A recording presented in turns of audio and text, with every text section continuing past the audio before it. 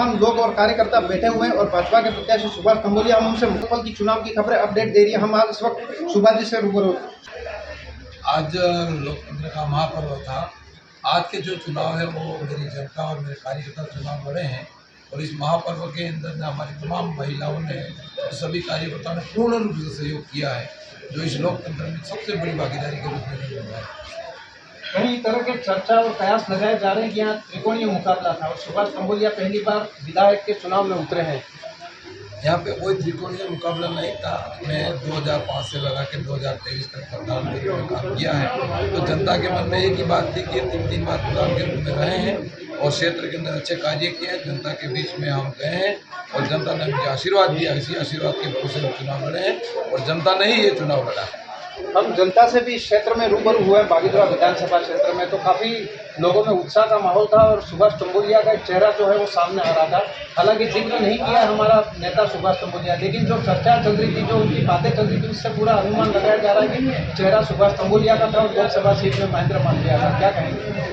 आदरणीय मालवीय जी ने उनके कार्यकाल में बहुत ज़्यादा इस क्षेत्र के अंदर विकास किया है। उसी का परिणाम था कि हमारी जनता उनके साथ में थी, हमारे कार्यकर्ता उनके साथ में, हर व्यक्ति उनके साथ में सहयोग की भावना से कार्य कर रहा था। और आज जिस रूप में हर बूथ पे आप सब लोगों ने देखा हो कि तमाम जनता उमड़ के आई और हमारे कार्यकर्ताओं ने जो सहयोग किया है और वोटर्स को एक वोटर्स को गिनती करके घर से निकाल के जो इस क्षेत्र में जो परसेंटेज बढ़ा है वो उन्हीं की देन है। काफ़ी हद तक जो है ये लोकसभा चुनाव और विधानसभा उपचुनाव पहली बार शायद ऐसा हुआ है, विधानसभा उपचुनाव हुआ है जिसमें इतना सारा जो है मतदान की संख्या भी बढ़ी है, लोगों में काफ़ी उत्साह का माहौल है और मोदी की सभा भी हुई तो उससे काफ़ी फर्क पड़ा। जनता ने हम दोनों को आशीर्वाद दिया है और हम दोनों का ही प्रेम है, इसीलिए आज हमारे तमाम कार्यकर्ताओं ने जो सहयोग किया है एक राष्ट्रवाद के नाम से क्षेत्र के अंदर जो इन्होंने जो काम किया आने वाले समय के लिए भविष्य को देखते हुए इन सबों ने एकजुट होकर काम किया। जब आज हम मालवीय जी के लोकसभा सीट के क्षेत्र मतदान केंद्र भवानपुरा पहुंचे तो सुबह 6:30 बजे से लोगों और महिलाओं वोटरों की कतारें लगी हुई थी। काफ़ी उत्साह का माहौल दिखाई दे रहा था उस दौरान भी, और यहाँ पर भी क्षेत्र में कई मतदान केंद्र खचाखच भरे हुए थे जो देर शाम तक की मतदान की लंबी कतारें दिखाई दी। ये किस तरह का प्रेम भाव दिखाई दे रहा जनता का?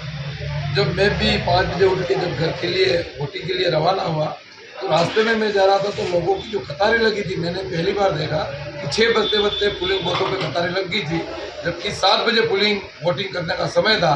तो जनता में एक प्रेम था, उत्साह था कि हम इस बार इस क्षेत्र से हमारे लोकसभा के जो प्रत्याशी है और हमारे विधानसभा के जो प्रत्याशी है उनको ज़्यादा से ज़्यादा मतदान करके इस क्षेत्र से विजयी करेंगे, ये आशा। काफ़ी उम्मीद है इस क्षेत्र की जनता को कि यहाँ पर जो है भारतीय जनता पार्टी से आपको टिकट दिया है और विधायक का चुनाव लड़ा रहे हैं लोग, आपके समर्थक, सैकड़ों समर्थक आपके साथ में लगे हुए हैं। क्षेत्र की जनता भी काफ़ी लालायित है कि अब की बार हमारा चेहरा सुभाष तंबोलिया आएगा और विधायक बनेगा तो कुछ हमें फायदा होगा।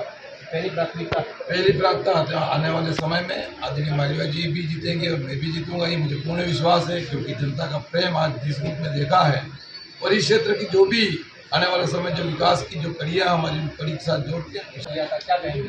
विपक्ष हमेशा ही प्रोपोगंडा करता है, उसी प्रकार से इन्होंने इस बार भी प्रोपोगंडा किया। कोई हमारी टक्कर में नहीं है, हम विजयी होंगे। ये है भाजपा के प्रत्याशी सुभाष तंबोलिया, जिन्होंने भी खुद ने भी मतदान किया और उनके समर्थकों ने भी किया। काफ़ी उत्साहित है, कुछ और भी हमारे साथ उनके समर्थक। भाई साहब, किस तरह से ये जो है विधानसभा चुनाव आपको देखने मिले और पहली बार ऐसा कोई अलग परिणाम देखने मिलेगा या इतना प्रतिशत मतदान पड़ा है, क्या लग रहा है रुझान?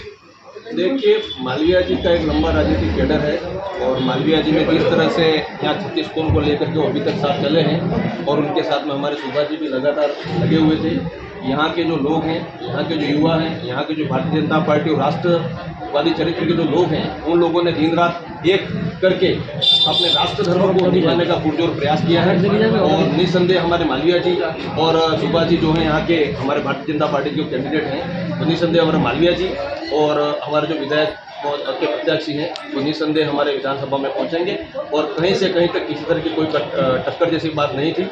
रही बात विपक्ष की, जो छोटी और संकीर्ण विचारधारा की जो मानसिकता है उसको कहीं ना कहीं त्यागना पड़ेगा और समरसता और सद्भावना के साथ में छत्तीसगढ़ को लेकर के चलने वाला व्यक्ति ही आज बागीदरा विधानसभा क्षेत्र के अंदर मालवीय जी हमारे कैंडिडेट थे, एज ए MLA थे आज वो लोकसभा में पहुंचे, तो जो लाभ मालवीय जी को हमारे विधानसभा क्षेत्र के विधायक होने के नाते पूर्व में हमको मिलता रहा है, निस्संदेह उसका लाभ हमारे देश की जनता और उनके जो अनुभवी जो नेतृत्व है उनका, उसको पूरे राष्ट्र को भी मिलेगा। और आने वाले समय में न केवल वो लोकसभा में पहुंचेंगे, अभी तो मैं उम्मीद करता हूं, हमारे यहाँ की जनता उम्मीद करती है कि उदयपुर डिवीजन को नेतृत्व की जब बात आएगी तो निस्संदेह हमारे मालवीय जी वो कैबिनेट मिनिस्टर बनकर के लौटेंगे, ऐसी हमको उम्मीद है।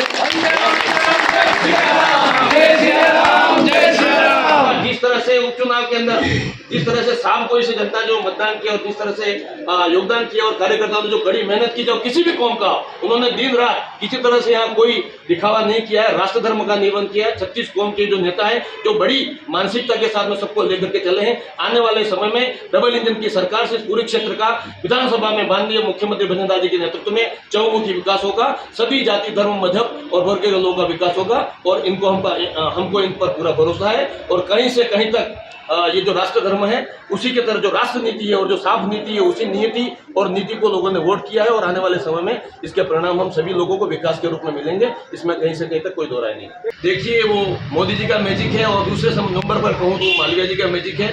मोदी और मालवीय देश के अंदर नरेंद्र और क्षेत्र में हमारे यहाँ पर महेंद्र, इन दोनों का मैजिक है और उसी का उत्साह है कि 36 को उसी का परिणाम है। बाकी माताएं बहनें निस्संदेह हमारी जो राष्ट्रीय योजना केंद्र सरकार की योजना है उनसे निस्संदेह प्रभावित हैं और मोदी जी ने जिस तरह से कहा था गाजे बाजे के साथ चलना, तो मेरे ख्याल से उन्हीं की एक स्वतः प्रेरणा है, जिस प्रेरणा के रूप में शायद वो निकली हैं। और मेरे ख्याल से इस फुटेज को देखने के बाद में बहुत सारी महिला और बहुत सारी जगह ऐसे उत्साहजनक हमारे को बड़े गाजे बाजे के साथ में मतदान केंद्र तक पहुंचने के जो दृश्य में दिखाई दिए। और इस उम्मीद पर मैं आपके चैनल के माध्यम से भारत निर्वाचन आयोग को और राज्य निर्वाचन आयोग को भी धन्यवाद देता हूं कि उन्होंने जिस तरह की बूथ लेवल की जो व्यवस्थाएं दी हैं, जिस तरह की पानी की बात करें, हम टेंट की बात करें, छाया की बात करें और जिस तरह की जो बहुत अच्छी व्यवस्थाएं दी हैं, निस्संदेह हम भारतीय जनता के रूप में लोकतंत्र के लिए लोकतंत्र के द्वारा जिस तरह की व्यवस्थाएं भारत निर्वाचन आयोग ने दी है उसके लिए हम भारत सरकार का और भारत निर्वाचन आयोग का भी मतदाता होने के नाते आभार व्यक्त करते हैं। निर्वाचन आयोग जहाँ पर ये निर्वाचन आयोग को भी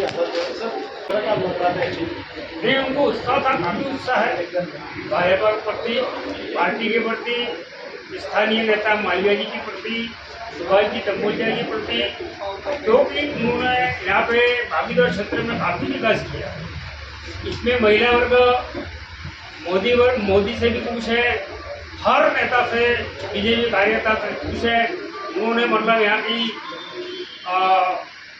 बहुत प्रोग्रेस किया, नेता के कार्यों पर देख के वोट किया। ऐसा नहीं है किसी पार्टी के विशेष को नहीं देखा है, सब 36 कौम वाली जो भी लोग हैं उन्होंने बड़े प्रेम से ये उपचुनाव जो है विधानसभा के ऐतिहासिक रहेंगे आपकी नजर में? बिल्कुल, या 100% और काफी जीत से ये निकलेंगे। राजस्थान के लिए एक बड़ी चुनौती है ये सीट।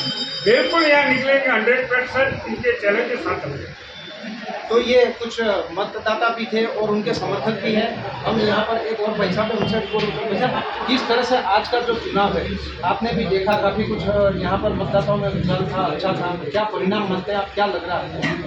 निश्चित रूप से हमारे विधायक जी प्रत्याशी सुभाष जी दम्बोजिया, हमारा जो अनुमान है कम से कम 80,000 वोटों से वो जीतेंगे, ऐसा मेरा मानना है। और ये चुनाव हमारे लिए किसी राम राज्य की कल्पना से कम नहीं है, मैं ऐसा मानता हूँ। तो ये 80,000 से ज़्यादा मतदाताओं से जो है उन्होंने कहा कि वोट यहाँ जीतेंगे। सर आप बताएं किस तरह से लग रहा है ये विधानसभा चुनाव, किस तरह से आपकी नज़र में क्या चलता है?